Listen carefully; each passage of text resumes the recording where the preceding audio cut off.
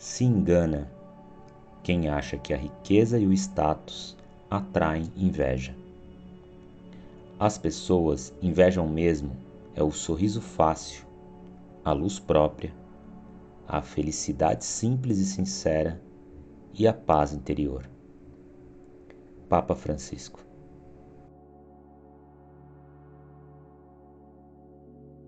Olá, meus irmãos, sejam todos muito bem-vindos ao canal Momento Eucarístico. No nosso encontro de hoje, acompanharemos a leitura dos Atos dos Apóstolos e o Evangelho de São Lucas, e no final, uma importante reflexão do Papa Francisco sobre essas leituras. Compartilhe esse vídeo e nos ajude nessa missão de evangelização. Uma santa e abençoada semana.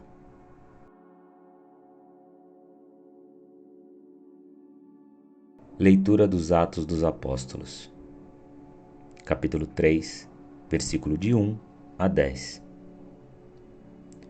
Naqueles dias, Pedro e João subiram ao templo para a oração das 3 horas da tarde. Então trouxeram um homem coxo de nascença, que costumavam colocar todos os dias na porta do templo, chamada Formosa, a fim de que pedisse esmola aos que entravam. Quando viu Pedro e João entrando no templo, o homem pediu uma esmola. Os dois olharam bem para ele e Pedro disse: "Olha para nós." O homem fitou neles o olhar, esperando receber alguma coisa. Pedro então lhe disse: "Não tenho ouro nem prata, mas o que tenho eu te dou. Em nome de Jesus Cristo, o Nazareno, levanta-te e anda." E pegando-lhe a mão direita, Pedro o levantou. Na mesma hora, os pés e os tornozelos do homem ficaram firmes. Então ele deu um pulo, ficou de pé e começou a andar. E entrou no templo junto com Pedro e João, andando, pulando e louvando a Deus. Palavra do Senhor.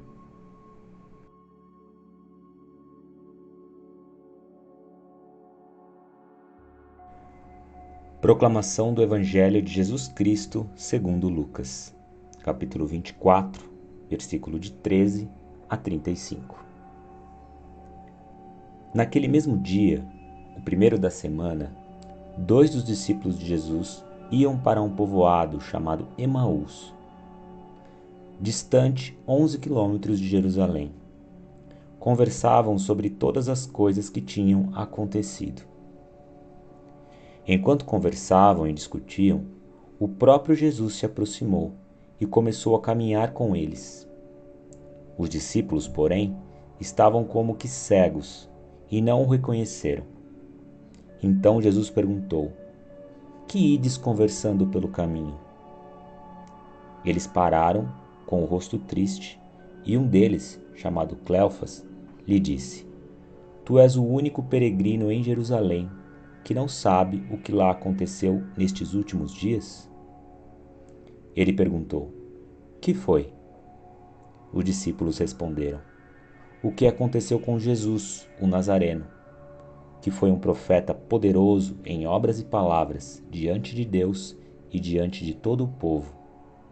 Nossos sumos sacerdotes e nossos chefes o entregaram para ser condenado à morte e o crucificaram. Nós esperávamos que ele fosse libertar Israel, mas apesar de tudo isso, já faz 3 dias que todas essas coisas aconteceram. É verdade que algumas mulheres do nosso grupo nos deram um susto. Elas foram de madrugada ao túmulo e não encontraram o corpo dele. Então voltaram, dizendo que tinham visto anjos e que eles afirmaram que Jesus está vivo. Alguns dos nossos foram ao túmulo e encontraram as coisas como as mulheres tinham dito. A ele, porém, ninguém o viu." Então Jesus lhes disse: "Como sois sem inteligência e lentos para crer em tudo o que os profetas falaram? Será que o Cristo não devia sofrer tudo isso para entrar na sua glória?" e, começando por Moisés e passando pelos profetas, explicava aos discípulos todas as passagens da Escritura que falavam a respeito dele. Quando chegaram perto do povoado para onde iam, Jesus fez de conta que ia mais adiante.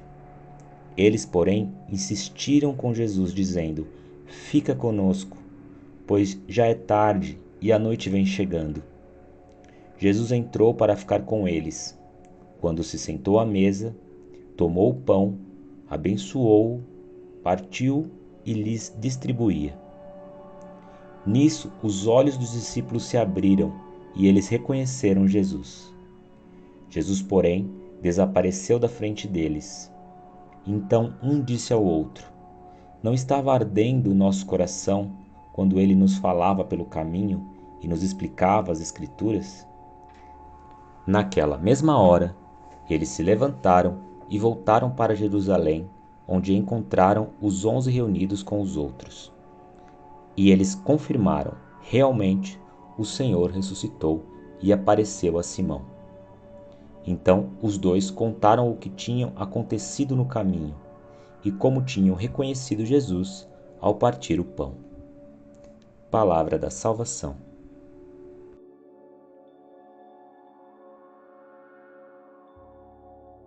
Nesse momento, iremos acompanhar a reflexão do Santo Padre sobre as leituras do dia.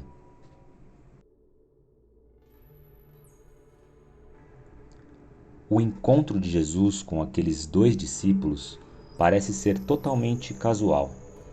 Assemelha-se a uma das numerosas encruzilhadas que se encontram na vida. Os 2 discípulos prosseguem pensativos e um desconhecido caminha ao lado deles. É Jesus. Mas os seus olhos não são capazes de o reconhecer. Então Jesus começa a sua terapia da esperança. O que acontece nessa estrada é uma terapia de esperança. Quem a faz é o próprio Jesus. Em primeiro lugar, pergunta e escuta. O nosso Deus não é um Deus intrometido. Embora já conheça o motivo da decepção dos 2, deixa-lhes o tempo para poder sondar profundamente a amargura que se apoderou deles. Daqui surge uma confissão, que é um refrão da existência humana. Nós esperávamos, mas quantas tristezas, quantas derrotas, quantas falências há na vida de cada pessoa. No fundo, somos todos um pouco como esses 2 discípulos. Quantas vezes na vida esperamos, quantas vezes nos sentimos a um passo da felicidade e no fim ficamos desiludidos. Mas Jesus caminha com todas as pessoas desanimadas que procedem cabisbaixas. E caminhando com elas, de forma discreta, consegue distribuir-lhes a esperança.